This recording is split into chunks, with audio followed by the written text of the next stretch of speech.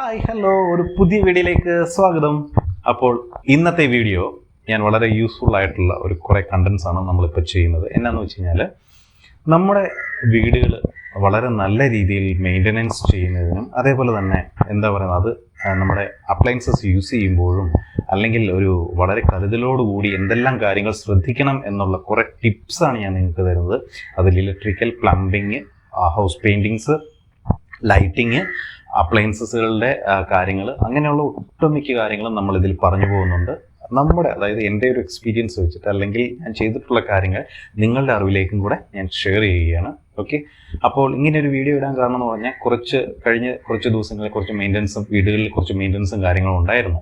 So അതിൽ fed up ആയപ്പോൾ കുറേ ഇഷ്യൂസും കാര്യങ്ങളും ഉണ്ടായി. സോ അത് നിങ്ങളുമായിട്ട് ഞാൻ ഡിസൈൻ ചെയ്യണം. നിങ്ങൾക്ക് തീർച്ചയായിട്ടും അത് ഉപകാരപ്പെടും. സോ സ്കിപ്പ് ചെയ്യാതെ മൊത്തം കാണാം. ആദ്യമായിട്ട് തന്നെ നമ്മുടെ ഇലക്ട്രിക്കൽ കാര്യത്തെപ്പറ്റി നമ്മൾ നേരത്തെ തന്നെ സ്വിച്ചിൻ്റെയും അതേപോലെ തന്നെ വയറിൻ്റെയും ഒക്കെ വീഡിയോസ് ചെയ്തിട്ടുണ്ട്. സോ അതെല്ലാം നമുക്ക് എന്താണ് പറയാനുള്ളതെന്ന് വെച്ച് കഴിഞ്ഞാൽ, നമുക്ക് ഇലക്ട്രിക്കൽ പുതിയൊരു വീട് പണിയുന്ന ഒരാളാണെന്നുണ്ടെങ്കിൽ ഇലക്ട്രിക്കലിൻ്റെ വയറിങ് ചെയ്ത് കഴിയുമ്പോൾ ഒരു ഫോട്ടോസും കാര്യങ്ങളും ഒക്കെ എടുത്ത് ഒരു ബാക്കപ്പായിട്ട് എപ്പോഴും വെക്കുക. കാരണം നമുക്ക് എന്തെങ്കിലും ഒരു സമയത്ത് വല്ല ഡ്രില്ലിങ്ങിൻ്റെ പരിപാടികളോ അല്ലെങ്കിൽ എന്തെങ്കിലും തരത്തിലുള്ള മെയിൻ്റനൻസോ വന്നു കഴിഞ്ഞാൽ ഇതിൻ്റെ ട്രാക്ക് ഇതിലൂടെ പോകുന്നത്. കാരണം ഇപ്പോൾ എല്ലാം കൺസീൽഡ് അല്ലേ വരുന്നത്. സോ അങ്ങനെ ഒരു കാര്യം എപ്പോഴും ചെയ്തു വയ്ക്കുക. പിന്നെ ഒബ്വിയസ്ലി ഉള്ളൊരു കാര്യം എന്ന് പറഞ്ഞാൽ വളരെ എനർജി എഫിഷ്യൻ്റ് ആയിട്ടുള്ള സാധനങ്ങൾ യൂസ് ചെയ്യുക. പവർ ക്വാളിറ്റിയാണ് എല്ലാ വീടുകളിലും പ്രശ്നം, ഇലക്ട്രിസിറ്റി കൂടാനുള്ള മെയിൻ ഒരു റീസൺ. സോ അത് പ്രോപ്പറായിട്ട് ശ്രദ്ധിക്കണം. പിന്നെ ബാക്കിയുള്ള അതിനെ റിലേറ്റ് ചെയ്തിട്ടുള്ള ഒരുപാട് കാര്യങ്ങൾ, എർത്ത് ലീക്ക് ചെക്ക് ചെയ്യുന്ന കാര്യങ്ങളെല്ലാം അതേപോലെ തന്നെ വരുന്നുണ്ട്. സോ അതിനെപ്പറ്റി ഞാൻ കൂടുതൽ കാര്യം പറയുന്നില്ല. ഇനി പറയാനുള്ള ഒരു കാര്യം എന്ന് പറഞ്ഞാൽ നമ്മുടെ പ്ലംബിംഗ് ആണ്. ഓക്കെ, അപ്പോൾ ഈ പ്ലംബിംഗ് ചെയ്യുമ്പം എന്താണെന്ന് വെച്ച് കഴിഞ്ഞാൽ, നമ്മളിപ്പം ഈ കഴിഞ്ഞ ദിവസം ഒരു ഇതുണ്ടായി. നമ്മുടെ ടാങ്കിലടിക്കുന്ന വെള്ളം മൊത്തം ചോർന്നു പോകുന്നു. ഇവിടെ നിന്നാണ് കണ്ടുപിടിക്കാൻ യാതൊരു നിവൃത്തിയില്ല. അപ്പോൾ അങ്ങനെ ഈ പറഞ്ഞ പോലെ അത് ഞാൻ പിന്നീട് വരാം. അതിൻ്റെ ഒരു കാര്യത്തിലേക്ക് ശ്രദ്ധിക്കേണ്ട കാര്യം ഞാൻ പിന്നീട് വരാം. അപ്പോൾ ചെയ്യുമ്പോൾ ശ്രദ്ധിക്കേണ്ട ഒരു കാര്യം, നമുക്ക് ഈസി ആയിട്ട് മെയിൻ്റനൻസ് ചെയ്യുന്നതിന് വേണ്ടിയിട്ട് നമുക്ക് ഇപ്പോൾ ഫോട്ടോ എടുത്ത് വെച്ചുകൊണ്ട് കാര്യമില്ല. കാരണം ഇത് മണ്ണിനടിയിൽ കൂടെ പോകുന്നത് നമുക്ക് പിന്നീട് കണ്ടുപിടിക്കാൻ ബുദ്ധിമുട്ടാണ്. സോ ഇതിനൊരു ട്രാക്കിംഗ് ആയിട്ട് ഒരു ഇഷ്ടികയോ അല്ലെങ്കിൽ എന്തെങ്കിലും ഒരു ട്രാക്കിംഗ് ഐഡൻറ്റിഫിക്കേഷൻ വെച്ച് പോവുക അതിൻ്റെ റൂട്ടിൽ. ഇപ്പോൾ ഗൾഫിലൊക്കെ വർക്ക് ചെയ്യുമ്പോഴത്തേനും പ്രാക്ടീസസ് ഉണ്ട്. പൈപ്പ് ലൈനും അല്ലെങ്കിൽ എന്ത് പോകുന്നു അതിന് ഈ പറഞ്ഞ പോലെ ഒരു പ്രോപ്പറായിട്ട് ഡ്രോയിങ്ങിൽ കൊടുക്കും. ആ ഡ്രോയിങ്ങിൽ നമ്മൾ എന്ത് ചെയ്യുന്നു വെച്ച് കഴിഞ്ഞാൽ ആ ഒരു ട്രാക്ക് മാർക്ക് ചെയ്യും. ഇതിലൂടെ ഇന്ന കേബിൾ പോകുന്നുണ്ട്, അല്ല ഇതിലൂടെ ഇതാണെന്നുള്ളത്. ഈവൻ അങ്ങനെയൊന്നും ഇല്ലെങ്കിൽ തന്നെയും നമ്മുടെ വീടുകളിൽ എതിലെയൊക്കെ പോകുന്നുണ്ടോ അവിടെ ഒരു നമ്മളിപ്പോൾ എന്താ പറയുക സർവേ കല്ലുകൾ പാകിയിരിക്കുന്ന പോലെ ഒന്നിട്ട് കഴിഞ്ഞാൽ നമുക്ക് എവിടെയാണെന്ന് വെച്ച് കഴിഞ്ഞാൽ അത് മാന്തി എടുക്കാൻ എളുപ്പമുണ്ട്. സോ അത് ഫോളോ ചെയ്യുക. ഓക്കെ, പിന്നെ അതേപോലെ തന്നെ അടുത്ത ഒരു ഇതിലോട്ട് വന്നു കഴിഞ്ഞാൽ നമ്മുടെ ശ്രദ്ധിക്കേണ്ട ഒരു കാര്യം പെയിൻറ്റിംഗ് ആണ്. പെയിൻറ്റിങ്ങിനെ പറ്റി നേരത്തെ നമ്മളൊരു വീഡിയോ ചെയ്ത പോലെ തന്നെ പെയിൻറ്റിങ്ങിൽ ആദ്യം തന്നെ ശ്രദ്ധിക്കേണ്ടത് നമ്മുടെ സെലക്ഷനാണ്. സെലക്ഷനിൽ 2-3 ക്രൈറ്റീരിയാസ് ഉണ്ട്. അതായത് നമ്മുടെ വീടുകളിൽ ഇപ്പോൾ ചിലർ ചെയ്യുന്ന ഒരു കാര്യം എന്ന് പറഞ്ഞാൽ വളരെ ഡാർക്ക് ആയിട്ടുള്ള പെയിൻറ്റ് കൊടുക്കും. ഈ ഡാർക്ക് ആയിട്ടുള്ള പെയിൻറ്റ് കൊടുത്താലുള്ള പ്രശ്നം എന്താണെന്ന് വെച്ചാൽ, നമ്മൾ 1 അല്ല 2 ട്യൂബ് ഇട്ടാലും ഇനഫ് വെളിച്ചം നമ്മുടെ വീടുകളിൽ കിട്ടാതെ വരും. റിഫ്ലക്ഷൻ ഏറ്റവും കുറവാണ്. ബ്ലാക്ക് മീൻസ് തിക്കായിട്ടുള്ള സർഫസ് അല്ലെങ്കിൽ ഡാർക്ക് ആയിട്ടുള്ള സർഫസ്. സോ വൈറ്റ് കലർന്ന അല്ലെങ്കിൽ വൈറ്റിനോട് പ്രാമുഖ്യം നിൽക്കുന്ന രീതിയിലുള്ള അല്ലെങ്കിൽ ലൈറ്റ് ആയിട്ടുള്ള കളറുകൾ എപ്പോഴും യൂസ് ചെയ്യാനായിട്ട് ശ്രമിക്കുക. അപ്പോൾ ഈ റൂമിൻ്റെ ഒരു കളർ എന്ന് പറഞ്ഞാൽ ഏകദേശം 2-3 കളറുകൾ മിക്സ് ചെയ്തിട്ടുള്ള ഒരു കളറാണ്. ഒരു ബ്ലൂ ഷെയ്ഡുണ്ട്, വൈറ്റ് ഷെയ്ഡുണ്ട്, പിന്നെ ഒരു ഗ്രേ ഷെയ്ഡുണ്ട്, എല്ലാം കൂടി മിക്സ് ചെയ്തതാണ്.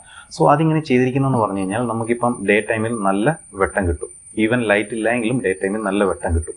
സോ അതുകൊണ്ട് നമുക്ക് എന്താണെന്ന് പറഞ്ഞാൽ കറണ്ട് ചാർജ് നമുക്ക് ലാഭിക്കാൻ പറ്റും. അല്ലെങ്കിൽ എന്താണെന്ന് വെച്ച് കഴിഞ്ഞാൽ ചിലപ്പോൾ ഒരു ട്യൂബ് ഇടും, പിന്നെ വേറൊരു ട്യൂബ് ഇടും, അല്ലെങ്കിൽ ഒരു CFL ലാമ്പ് ഇടും. അങ്ങനെ നമ്മൾ അഡ്ജസ്റ്റ് ചെയ്യേണ്ടി വരും. സോ ഇതിൻ്റെ ആവശ്യമില്ല. നമ്മൾ ഒരു നല്ല ട്രാൻസ്പെറൻറ്റ് അല്ലെങ്കിൽ നല്ല ഒക്യുപ്പൻസി അല്ലെങ്കിൽ നല്ല ഒരു റിഫ്ലക്റ്റീവ് ആയിട്ടുള്ള ഒരു പെയിൻറ്റ് സെലക്ട് ചെയ്യുകയാണെന്നുണ്ടെങ്കിൽ നല്ലതാണ്.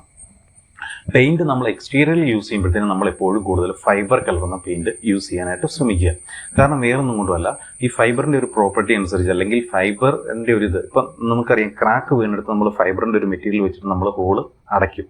സോ അതുപോലെ തന്നെ ഫൈബർ കലർന്ന പെയിൻറ്റിനും ഒരു ഗുണമുള്ളതെന്ന് പറഞ്ഞാൽ, ഈ ക്രാക്ക് വരാൻ നമുക്കിപ്പോൾ അറിയാം എംസാൻഡും കാര്യങ്ങൾ യൂസ് ചെയ്ത് കഴിഞ്ഞാൽ കൂടുതലും കാലാവസ്ഥയ്ക്കനുസരിച്ച് നമുക്ക് ക്രാക്ക് വരാനുള്ള ചാൻസ് കൂടുതലുണ്ട്. സോ ഈ ഫൈബർ കലർന്ന പെയിൻറ്റിന് കുറച്ചുകൂടെ ഒരു ക്രാക്ക് നമുക്ക് കാണാത്ത രീതിയിൽ ഇരിക്കും. അതല്ല എന്നുണ്ടെങ്കിൽ പെയിൻ്റ് അടിച്ചാലും ആ ക്രാക്ക് വീണത് പിളർന്നു പോകുന്ന ഒരു ചാൻസ് കാണുന്നുണ്ട്. സോ എക്സ്റ്റീരിയറിൽ യൂസ് ചെയ്യുന്ന പെയിൻറ്റ് ഈ പായലും കാര്യങ്ങളും പിടിക്കാത്തതും അതേപോലെ തന്നെ ഫൈബർ അടങ്ങിയ പെയിൻറ്റും യൂസ് ചെയ്യാനായിട്ട് ശ്രമിക്കുക. പിന്നെ നിങ്ങൾ എപ്പോഴും ഒരു സെക്കൻഡ് ക്വാളിറ്റി അല്ലെങ്കിൽ വളരെ മോശം ക്വാളിറ്റി ആയിട്ടുള്ള പെയിൻറ്റുകൾ എപ്പോഴും എടുക്കാതെ ഒഴിവാക്കുകയാണ് നല്ലത്. ഒരു മീഡിയം അല്ലെങ്കിൽ അതിനോട് കൂടുതലുള്ള പെയിൻറ് എടുക്കുകയാണെന്നുണ്ടെങ്കിൽ നിങ്ങൾക്ക് ലേബർ ചാർജ് അവിടെ കുറയ്ക്കാം. അതേപോലെ തന്നെ ഇതിന് കവറേജ് കിട്ടില്ല, കവറിങ് കിട്ടില്ല. കാരണം എന്ന് പറഞ്ഞാൽ നമുക്കിപ്പം ഒരു പ്രാവശ്യം അടിച്ചാൽ ചില ഇപ്പോൾ ഏഷ്യൻ്റെ ഒക്കെ അല്ലെങ്കിൽ വേറെ നല്ല ബ്രാൻഡുകളുടെ ഒക്കെ അടിച്ചു കഴിഞ്ഞാൽ ഒറ്റ ഇതിൽ ചിലപ്പം തന്നെ കവർ ചെയ്ത് കിട്ടിയെന്ന് വരും. പക്ഷെ മറ്റേത് 2 or 3 നമ്മൾ ഷെയ്ഡ് ലോ എൻഡ് അടിച്ചു കഴിഞ്ഞാൽ എടുക്കേണ്ടി വരും ഈ കവറിങ് കിട്ടുന്നതിന് വേണ്ടിയിട്ട്. സോ കവറിങ് കിട്ടാതെ വരുമ്പോൾ നമ്മൾ കൂടുതൽ അവിടെ എഫോർട്ട് ചെയ്യുന്നുണ്ട്, അതായത് നമ്മുടെ ടൈം വേസ്റ്റ് ചെയ്യുന്നുണ്ട്, നമ്മുടെ മണി വേസ്റ്റ് ചെയ്യുന്നുണ്ട്. അതായത് പിന്നെ കമ്പനിക്കാരുടെ ഒരു ട്രിക്കാണ് ഈ ലോ എൻഡ് എടുക്കുന്നത്. കാരണം കൂടുതലും പേര് അത് എടുത്തു കഴിയുമ്പോഴത്തേനും ആദ്യം ഒന്ന് അടിക്കും, ഫിനിഷിങ് കിട്ടത്തില്ല, പിന്നെ രണ്ടാമതും പോയി വാങ്ങും, ഏകദേശം മറ്റേതിൻ്റെ ഏകദേശം തന്നെ ഇതിലോട്ട് ഇത് വരും. സോ അവർക്ക് കൂടുതൽ സാധനങ്ങൾ ചിലവാകും. അതുമാത്രമല്ല നിങ്ങൾക്ക് നോക്കിയാൽ അറിയാം അതായത് 1 ലിറ്റർ പെയിൻറ്റ് എന്നൊക്കെയാണ് കൂടുതൽ, അത് ചെറിയ ക്യാനിലുള്ള പെയിൻറ്റുകൾക്കാണ് കൂടുതൽ വില അവരിട്ടിരിക്കുന്നത്. സോ ഇതൊക്കെ ഒരു മാർക്കറ്റിംഗ് ട്രിക്സും കാര്യങ്ങളുമാണ്, അത് നിങ്ങളൊന്ന് മനസ്സിലാക്കുക. ഓക്കെ, ഇനി നമുക്ക് അടുത്തത് നോക്കേണ്ടത് കുക്കിങ്ങിലോട്ട് വരാം. നമ്മൾ വീടുകളിൽ പലരും തന്നെ ഇൻഡക്ഷൻ കുക്കിങ്ങും ഗ്യാസും മെയിനായിട്ട് നമ്മൾ കുക്ക് ചെയ്യാനായിട്ട് ഉപയോഗിക്കുന്നുണ്ട്. ഓക്കെ, അപ്പം ഈ 2 കുക്കിങ്ങും നമ്മൾ ആരും തന്നെ കമ്പൈൻ ചെയ്ത് ഉപയോഗിക്കാറില്ല. ഇതിലൊരു വലിയൊരു കാര്യമുണ്ട്. കാര്യം എന്നാണെന്നറിയോ, നമ്മുടെ ഗ്യാസ് സ്റ്റൗവിൻ്റെ കുക്കിംഗ് മെത്തേഡ് എന്ന് പറഞ്ഞു കഴിഞ്ഞാൽ കണ്ടക്ഷൻ പ്രിൻസിപ്പിളും ഇൻഡക്ഷൻ്റെ കുക്കിംഗ് എന്ന് പറഞ്ഞാൽ ഇൻഡക്ഷൻ പ്രിൻസിപ്പിളുമാണ്. ഹീറ്റ് ട്രാൻസ്ഫർ ചെയ്യുന്ന കുറേ മെത്തേഡുകളുണ്ട്, ഇൻഡക്ഷൻ, കൺവെക്ഷൻ, കണ്ടക്ഷൻ എന്നൊക്കെ പറഞ്ഞിട്ടുള്ളത്.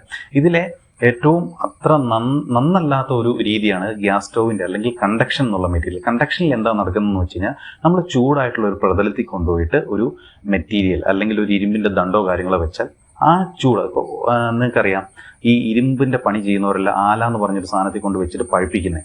സോ ആ പോർഷൻ പഴുത്ത് കഴിഞ്ഞ ശേഷം മാത്രമേ ഉള്ളൂ അതിൽ അവിടെ ചൂട് പിടിച്ചതിന് ശേഷം അത് പിന്നെ കോൾഡർ പ്രൈസിലോട്ട് കൺവേർട്ട് ചെയ്യുകയാണ് ചെയ്യുന്നത്.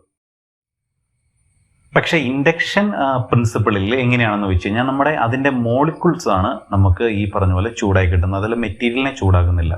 സോ നമ്മൾ ചെയ്യേണ്ട ഒരു കാര്യം എന്ന് പറഞ്ഞു കഴിഞ്ഞാൽ അപ് ടു ഒരു 80 ഡിഗ്രി, അതായത് ഒരു പാതി വേകുന്നിടം വരെ നമ്മൾ കൂടുതലും ഇൻഡക്ഷൻ സ്റ്റൗ യൂസ് ചെയ്തിട്ട് അതിനുശേഷം തിളനില എത്തിക്കഴിഞ്ഞ് കഴിഞ്ഞാൽ അതിനെ നേരെ ഗ്യാസ് സ്റ്റൗവിലോട്ട് മാറ്റുക.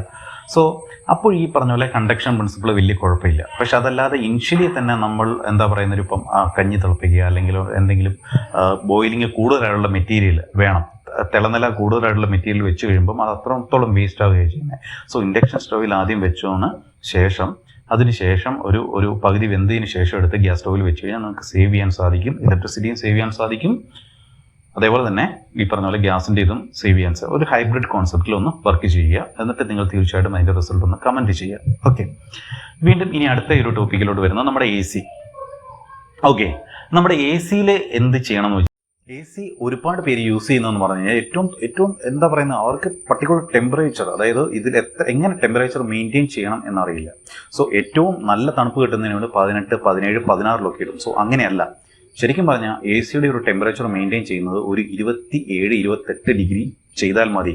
നിങ്ങൾക്ക് ശരീരത്തിന് വലിയ രീതിയിലുള്ള ബുദ്ധിമുട്ടില്ലാതെ കംഫർട്ട് സോണിൽ നിങ്ങൾക്ക് എന്താ പറയുന്നത് ഇത് കിട്ടുകയും ചെയ്യും. അതേപോലെ തന്നെ നിങ്ങൾക്ക് കിടന്നുറങ്ങാനുള്ള ഒരു ആംബിയൻസ് കിട്ടുകയും ചെയ്യും. അതോടൊപ്പം എനർജി ഒരു 15% നിങ്ങൾക്ക് കുറയ്ക്കാനും സാധിക്കും. നിങ്ങൾ ട്രൈ ചെയ്ത് നോക്കുക തീർച്ചയായിട്ടും. അതോടൊപ്പം തന്നെ അതിൻ്റെ കൂളിംഗ് എയർ സർക്കുലേറ്റ് ചെയ്യുന്നതിന് വേണ്ടിയിട്ട് ഫാൻ ചെറിയൊരു സ്പീഡിലും കൂടെ ഇടുക. സോ ഒബിയസ്ലി നിങ്ങൾക്ക് ഈ ഫാനിൻ്റെ സ്പീഡ് കുറഞ്ഞ്, അതായത് AC-യുടെ ഫാനിൻ്റെ ഇത് കുറഞ്ഞു കഴിയുമ്പോഴത്തേനും നിങ്ങൾക്ക് ആ ഒരു സർക്കുലേഷൻ കുറയും. അത് മെയിൻറ്റെയിൻ ചെയ്യുന്നതിന് വേണ്ടിയിട്ട് നമുക്ക് സീലിംഗ് ഫാനും കൂടെ ഒന്ന് ഇട്ട് കൊടുത്തു കഴിഞ്ഞാൽ അത് നല്ല രീതിയിൽ സർക്കുലേറ്റ് ചെയ്ത് നമുക്ക് കംഫർട്ട് സോണിൽ ഇത് ചെയ്യുകയും ചെയ്യും. എനർജി നമുക്ക് സേവ് ചെയ്യാൻ പറ്റും. 27, 28 ഡിഗ്രിയിൽ നിങ്ങൾ മെയിൻറ്റെയിൻ ചെയ്യുക, അല്ലാതെ 17, 18 ഡിഗ്രി അല്ല ഇത് ചെയ്യേണ്ട. അപ്പോൾ അത്രത്തോളം കംപ്രസർ വർക്ക് ചെയ്തിട്ട് നമുക്ക് കൂടുതൽ എനർജി വേസ്റ്റ് ആവും എന്നുള്ള കാര്യം ശ്രദ്ധിക്കുക. അത് മാത്രമല്ല നമുക്ക് ശരീരത്തിന് ഇല്ലാത്ത ദോഷങ്ങളും ഉണ്ടാവും. AC നമുക്കറിയാം, മോയ്സ്ചർ വലിച്ചെടുക്കുന്ന കാര്യം നമുക്കറിയാം. സോ ഇതൊക്കെ കുറയ്ക്കുന്നതിന് വേണ്ടിയിട്ട് ഏറ്റവും നല്ല കാര്യം എന്ന് പറഞ്ഞാൽ 27, 28 ഡിഗ്രിയിൽ മെയിൻറ്റെയിൻ ചെയ്തുകൊണ്ട് AC ഉപയോഗിക്കുക എന്നുള്ള ഒരു കാര്യമാണ്. അടുത്തത് നമുക്ക് ഒരു പ്രധാനപ്പെട്ട ഒരു കാര്യം, അതായത് കഴിഞ്ഞ ദിവസത്തിൽ ഉണ്ടായ ഒരു കാര്യം എന്ന് പറഞ്ഞാൽ നമ്മുടെ വീട്ടിൽ ഈ പറഞ്ഞല്ലോ പൈപ്പ് പൊട്ടി. അതിന് പൊട്ടാൻ കാരണം തൊട്ടടുത്ത് നിന്ന ഒരു പ്ലാവിൻ്റെ വേരി ആഴ്ന്നിറങ്ങി, അതായത് പൈപ്പിൻ്റെ ജോയിൻസിനെ അങ്ങ് പൊക്കി. സോ ഇവിടെ സംഭവിക്കുന്നതിനാന്ന് പറഞ്ഞാൽ നമ്മുടെ പൈപ്പ് സോൾവെൻ്റ് ഇട്ട് നമ്മൾ ഒട്ടിക്കും. സോ കുറേ കഴിഞ്ഞ് കഴിയുമ്പോഴത്തേന് ഇതിനൊരു ഇളക്കം തട്ടിയാൽ, അതായത് വീടിൻ്റെ മണ്ണിനടിയിൽ ഉള്ള വേരുകൾ മൂലം അല്ലെങ്കിൽ എന്തെങ്കിലും കാരണവശാൽ ഒരു ഇളക്കം തട്ടിക്കഴിഞ്ഞാൽ ഇത് സംഭവിക്കും. എന്താണെന്ന് പറഞ്ഞാൽ അതിൻ്റെ ഒരു സോൾവെൻറ്റിൻ്റെ ആ ഒരു പ്രോപ്പർട്ടി വിട്ടുപോകാനും അതേപോലെ പൈപ്പിൽ ലീക്ക് വരാനൊക്കെ ചാൻസ് ഉണ്ട്. സോ ഇതായിരുന്നു സംഭവിച്ചത്. ഇത് മാന്തി എടുക്കാൻ, ഇത് ഇവിടെയാണെന്ന് നമുക്ക് കണ്ടുപിടിക്കാൻ സാധിക്കില്ല, നമ്മൾ പ്രോപ്പറായിട്ട് റൂട്ട് ഇല്ലാത്തതുകൊണ്ട്. സോ നമ്മളെല്ലാം മാന്തി നോക്കി, അതിൻ്റെ പിക്ചേഴ്സ് ഞാൻ ഇവിടെ ഷെയർ ചെയ്യാം, നമുക്ക് കാണാം. അങ്ങനെ മാന്തി നോക്കി അവസാനമാണ് ഇതെന്ന് കണ്ടുപിടിക്കാൻ സാധിച്ചു. സോ അത് റെക്ടിഫൈ ചെയ്തു. അപ്പോൾ എനിക്ക് തരാനുള്ള കാര്യം എന്ന് പറഞ്ഞാൽ തൊട്ടടുത്ത് പ്ലാവോ മാവോ അല്ലെങ്കിൽ ഈ പറഞ്ഞ തെങ്ങോ അങ്ങനെ ആഴ്ന്ന് വേറെ ഇറങ്ങുന്ന സാധനങ്ങൾ ഉണ്ടെങ്കിൽ, പൈപ്പിംഗ് ഇട്ടിരിക്കുന്നതിൻ്റെ അടുത്തുണ്ടെങ്കിൽ തീർച്ചയായിട്ടും അത് വെട്ടിക്കളയുക. ഓക്കെ. അടുത്തത് നമ്മുടെ പായൽ.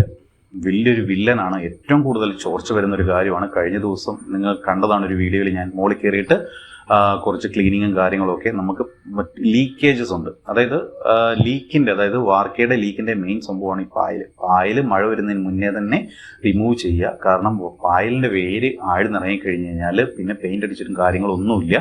സോ പെയിൻ്റ് അടിച്ചിട്ട് കഴിയുമ്പോൾ നിങ്ങൾ ഈ പറഞ്ഞ പോലെ വീടിൻ്റെ പെയിൻറ്റിങ്, അതായത് എക്സ്റ്റീരിയറുള്ള പെയിൻറ്റിങ് നിങ്ങൾ ശ്രദ്ധിച്ചില്ലെങ്കിൽ മുകളിലെ വാർക്കയുടെ മുകളിലുള്ള പെയിൻറ്റിങ് ജസ്റ്റ് ഒരു വെതർ പ്രൂഫായിട്ട് അടച്ചിടാനായിട്ട് ശ്രമിക്കുക. അത് ഹീറ്റ് പ്രിവെൻറ്റ് ചെയ്യുന്നതിനും അതുപോലെ തന്നെ മഴ വന്നു കഴിഞ്ഞാൽ പായലും കാര്യങ്ങളും പിടിക്കാതിരിക്കുന്നതിനും സഹായിക്കും. നിങ്ങൾ വീടിലോ റൂമിനുള്ളിലോ ഒന്നും അടിച്ചില്ലെങ്കിലും മുകളിലത്തെ ആ ഒരു ഇത്, കാരണം നമ്മൾ 10 വർഷത്തിന് ശേഷം പിന്നീട് അത് അടിച്ചിട്ടുണ്ടായില്ല. അപ്പം അതിൻ്റെ ഒരു ബാഡ് എഫക്റ്റ് ഒരുപാടുണ്ടായി. ഒരുപാട് സ്ഥലങ്ങളിൽ പായലുണ്ടായിരുന്നു. അപ്പോൾ ഈ വെള്ളം ഇറങ്ങാനായിട്ടുള്ള ഒരു ടെൻഡൻസി ഒരുപാട് ഉണ്ട്. കാരണം പായലിൻ്റെ വേര് ആഴ്ന്നിറങ്ങിക്കഴിഞ്ഞാൽ നമുക്ക് അത് പുറമേ നിന്ന് ചുരണ്ടിക്കളഞ്ഞാലും വീണ്ടും ആ വേരിൽ നിന്നും പൊട്ടിമുളച്ച് വരുന്ന ഒരു വല്ലാത്തൊരു സംഭവമാണ് ഈ പായൽ. ഓക്കെ. ഇനി നമുക്ക് ഈ പറഞ്ഞ പോലെ വീടുകളിൽ ഇപ്പോൾ ഒരുപാട് കണ്ടുവരുന്നതാണ് പർഗോള സിസ്റ്റം, അതേപോലെ ഇങ്ങനെയുള്ള സംഭവം. അതായത് ഒരു കട്ടിങ് ഇട്ടിട്ട് അതിൻ്റെ ലൈറ്റും കാര്യങ്ങളും വെക്കുക. അപ്പോൾ പുതിയ വീടുകളും അല്ലെങ്കിൽ എക്സ്പാൻഷൻ ചെയ്യുന്നവരൊക്കെ ശ്രദ്ധിക്കേണ്ട ഒരു കാര്യം, പ്രോപ്പറായിട്ട് മെയിൻറ്റെയിൻസ് ചെയ്യാൻ സാധിക്കും എങ്കിൽ മാത്രമേ ഇങ്ങനെ ചെയ്യാവുള്ളൂ. കാരണം എന്ന് പറഞ്ഞാൽ പല്ലി കാര്യങ്ങൾ നമ്മുടെ കാലാവസ്ഥയ്ക്ക് ഒട്ടും യോജിച്ച ഒരു സംഭവമല്ല ഇത്. കാരണം എന്ന് പറഞ്ഞാൽ ഒന്നാമത്തെ കാര്യം, പർഗോള ഇട്ട് കഴിഞ്ഞിട്ട് അതിന് മുകളിലിടുന്ന ആ ഒരു ഓപ്പൺ ആയിരിക്കും കൂടുതൽ ഏരിയ. അവിടെയൊക്കെ വന്നിട്ട് ഈ മഴയും കാര്യങ്ങളും വന്നിട്ട് ഞാൻ ഒരുപാട് വീടുകൾ കണ്ടിട്ടുണ്ട് ഈ പറഞ്ഞ പോലെ പായലും കാര്യങ്ങളും ഒക്കെ പിടിച്ചിട്ട് ആരും മെയിൻറ്റെയിൻ ചെയ്യാതെ കാണുന്നത്. അത് വളരെ വൃത്തികേടായിട്ട് തോന്നിയിട്ടുണ്ട്. സോ അതൊന്ന് ശ്രദ്ധിച്ചോളുക. പിന്നെയുള്ളൊരു കാര്യം എന്ന് പറഞ്ഞാൽ നമ്മുടെ മോട്ടറാണ്. അതായത് വീടുകളിലെ മോട്ടർ, അടുക്കളയിൽ വെക്കുന്ന സ്വിച്ച് ഒരുപാട് കംപ്ലൈൻറ്റ് വരുന്നുണ്ട്. കാരണം എന്ന് പറഞ്ഞാൽ നിങ്ങൾക്കറിയാം, ഇപ്പം മോഡുലാർ സ്വിച്ചസ് വന്നു കഴിയുമ്പോൾ അതിൻ്റെ ഒരു ഇൻറ്റഗ്രിറ്റി വളരെ കുറവാണ്. സോ ആ മോഡുലാർ സ്വിച്ച് ഞാൻ എൻ്റെ വീട്ടിൽ 2-3 സ്വിച്ചുകൾ മാറ്റി വെച്ചതിന് ശേഷം ഞാൻ അതിന് ഒരു കോൺടാക്ടർ വെച്ചിട്ട് റീപ്ലേസ് ചെയ്തു. ഒരു 230 വോൾട്ടിൻ്റെ ഒരു കോൺടാക്ടർ, ഒരു സ്വിച്ച് വഴി 230 വോൾട്ടിൻ്റെ കോൺടാക്ടർ എനേബിൾ ചെയ്തിട്ടാണ് ഇപ്പം നമ്മുടെ മോട്ടോർ വർക്ക് ചെയ്യുന്നത്. അങ്ങനെ വെച്ച് കഴിഞ്ഞാൽ നമുക്ക് എപ്പോഴും ഈ പറഞ്ഞ കോസ്റ്റ്ലി ആയിട്ടുള്ള ഈ ഒരു സ്വിച്ച് എപ്പോഴും മാറ്റി കാരണം കുറേ പ്രാവശ്യം അത് മോട്ടോർ മിക്കപ്പോഴും പെട്ടെന്ന് വന്നിടും, പെട്ടെന്ന് വന്ന് ഓഫ് ചെയ്യും. ഇത് അത്ര നല്ലതല്ല, അത് പെട്ടെന്ന് ഡാമേജ് ആകും. സോ അതുകൊണ്ട് തന്നെ ആ ഒരു രീതിയിലൂടെ സെറ്റപ്പ് ചെയ്യുകയാണെന്നുണ്ടെങ്കിൽ നല്ലതായിരിക്കും. അത് ഈ ഒരു വീഡിയോയിൽ ഈ ഒരു ഫോട്ടോയിൽ ഈ ഒരു സൈഡിൽ നിങ്ങൾക്ക് കാണാൻ സാധിക്കും ഞാൻ ചെയ്തൊരു സെറ്റപ്പ്. സോ തീർച്ചയായിട്ടും ഈ വീഡിയോ നിങ്ങൾക്ക് ഇൻഫോർമേറ്റീവായിട്ട് തോന്നിക്കഴിഞ്ഞാൽ നിങ്ങളുടെ കൂട്ടുകാരിലേക്കും ഷെയർ ചെയ്യുകയും എൻ്റെ ചാനലൊന്ന് സബ്സ്ക്രൈബ് ചെയ്യുകയും ചെയ്യാം.